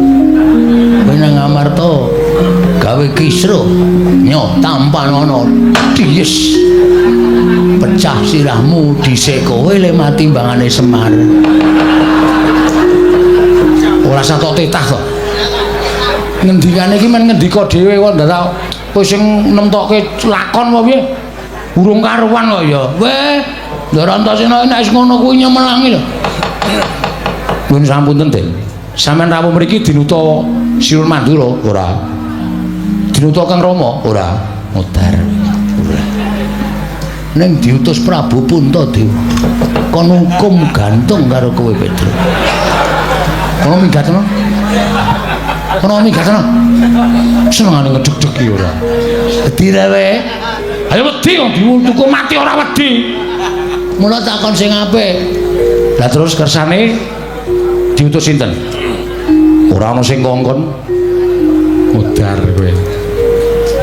Aku ora ana sing kongkon ning aku duwe inisiatif dhewe, Peter. Mergo aku ki Nayaka Ngamarta satriyaning praja. Nyok tampanono Petrogong. Cangkem iki sing apik. Kene iki adu arep tratapan ya ora. Aku sing nemburi kowe tratapan kok. Apa meneh kowe? Tru nun. Kowe tak kandhani, nggih, kowe disalahke karo bapak, salahke karo Siwa Mandura. Terus doakon karo anak-anake liyane aku. Anake bapak Ndara Karkoca Ndarja. Heeh. Dokon nyekel kowe. Mudhar kowe. Karo Bagong. Mudhar kowe. Kula melu to? Melu. Waduh. Wis ngringkel nang sel, Gong. Diterimake arep ngopo? Wis ayo, Gek. Nganggo jas, nganggo pecis. Kaya nek kecekel korupsi ya lho, Gong. Wis jan cilaka iki wis. Aku padahal wis kapok, Wis ora kapok iki. Tetep kecekel. Kecekel ngene iki wis Ndara Antasena iki rasa dadak. Lho, tangane wis mlebu sak njupuk kecrek. Mbok minta maaf, Tru. Nyun ngapunten. Kang Raka goleki kula wong loro. Iya. Aku sampean mboten goleki. Aku iki wong iso mikir kok, Tru. Aku iki pikiranku beda karo Kakang Garwaja, Kakang Antarja. Aku iki wong di jati diri arep ora duwe tata krama, ora diunggah-ungguh, ning aku senengane goleki ngutik-utik barang lelakon sing wis kelakon. Tau tak atik sing bener sing endi, sing salah sing endi. Mula sing bener tak labuhi, sing salah mesti bakal tak sirnake. Top ngonten iku apik. Ngono iki lho, nom-noman Ngamarta iki sing dibutuhke kaya ngoten iki lho. Dasare SDM-e tinggi, Piyayine ora tau macem-macem apa anane, arep ora iso basa, ora iso tata krama, ning jalan pikirane beda karo anak-anak Werkudara liyane. Nggih to? iya. Terus selanjutnya Kowe arep dikon ning negara Ngamarta. Nek kowe ora gelem, kowe ora kena lapor karo bapakmu perkara lakon Ngamarta. Nek kowe ora gelem, kowe arep dipeksa karo Kakang Garwaja, Kakang Antarja. Waduh. Piye, Gong? ya wis pasrah. Arep piye? Masa dhewe wani Ndara Karkoca Ndara Antarja. Terus sampean mrene ngopo? Ngabari. Ngabari ngono kuwi tok. Terus lepas tangan. Apa kowe? Dasare ra ditata krama, ra diunggah-ungguh, mung sak kepenake dhewe. Lho, kowe iki bareng arem kok elek-elek. Aku gampang malih wonge. Men wis sak karepku to. Ha iya ora. Ning kowe tak bilani aja kuwatir. Carane menengo. Wong loro ngene. Nggih. Kowe nek dadi Petruk ngono kuwi upama tak dadekke Baladewa gelem ora? Sembrono ora. Tenane. Lho, aku tenanan. Mendo bingung, mendo kapok. Aku pengen ngapokke wong tuwa-tuwa sing tumindake apik ae kok. Petruk tak dadekke Baladewa, Werkudara tak dadekke Bagong tak dadekke Werkudara. Diwalek. Oh. Mbok kaya fotokopi. Bagong tak dadekke Werkudara. Nggih, nderek mawon. Ya. Gelem ya. Purun. Ora kuwatir. Engko nek do tekan kene kowe le ngomong ya kaya Siwa Baladewa, Bagong le ngomong ya kaya Bapak Jodipati. Oke. Gleleng iki, gleleng dengkulmu kuwi. Ngapa kowe meneng wae? Aku ki malah justru mikir. Nek Ndara Antasena ngendika kaya ngono, Petruk tak dadekke Baladewa, Bagong tak dadekke Werkudara. Terus iki engko lunga, terus sing asli teka. Sopo iki? Madani aku. Tis. Wah, ono Werkudara sijine hidak cangkemmu cerot. Wah, ya. Ndas gedene semene uteke ming cilik. Goblok ora. Tanggung jawabe pripun? Kowe iki rasa kuwatir karo aku. Aku wani gawe iki wani tanggung jawab. Ora kaya Bagong iki gua gawe. Ora wani tanggung jawab. Ora njaluk. Men canggleleng ya wajahnya. Aku wani tanggung jawab aja kuwatir. Oh nggih, siap. Wis ya ngono wae ya nggih. Iya to ya. Ya. Wis saiki do merem. Sedakep. Bagong sedakep. Duh, piye lek sedekep. Matane merem. Matane sapa? Matamu kuwi. Sluku bathok. Wis. Nah, apik Mas.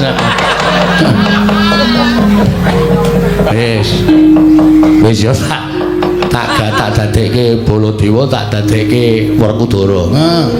Engko Ora rasa omong jeneng wis semedi kok omong. oh iya ning Wis tak suwun ngersaning sing gawe jagat muga-muga kelakon penjangkaku terus.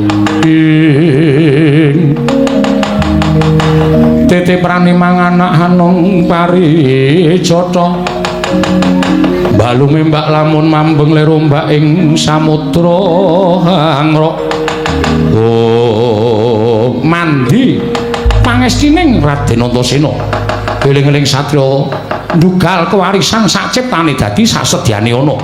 Ical wujuding Kelurahan Petra kantong bolong Sumawuri Bagong Wenteh nata mandra tuwin Raden Harya Werkudara.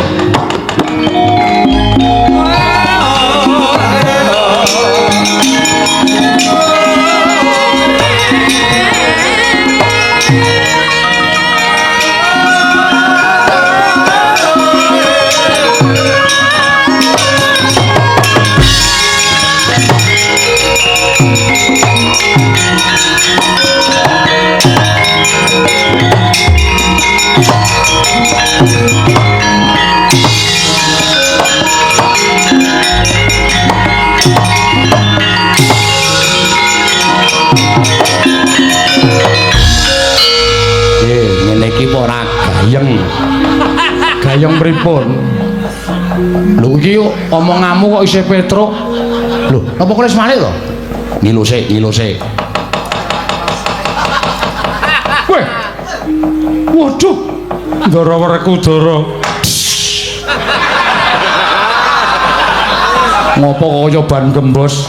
Werkudara ini arep omong mesti.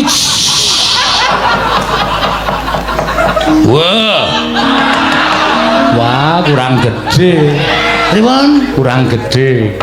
Kurang gede pripun? Suarane bapak iki gede. Coba.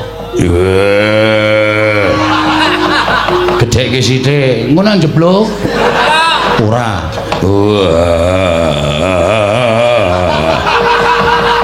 Kok rajek. Anu pentile bosok. Coba tak cobane ya, Pak. Wah. Antasena. Wah, tutuk modar kowe. Anak kula anak Antasena. Ya. Aku ngaturke bekti katur ya, Pak. Tak gegem. Bahasaku tampan. Bahasa apa? Bahasa daerah. Apik. Pak Di, jagat diobati jagat pangestu karo. Nggih, Antasena nggih. Wah, Pak Di Mandura aku ngaturke bekti katur. Yo, tak tampa maksudane Pak Demu tampan ngono. Lah gegem dadiake jimat. Adikku Di, adikku. Werkudara. Ling ngerem ki wis. Bola balik kok das ora. Nggih.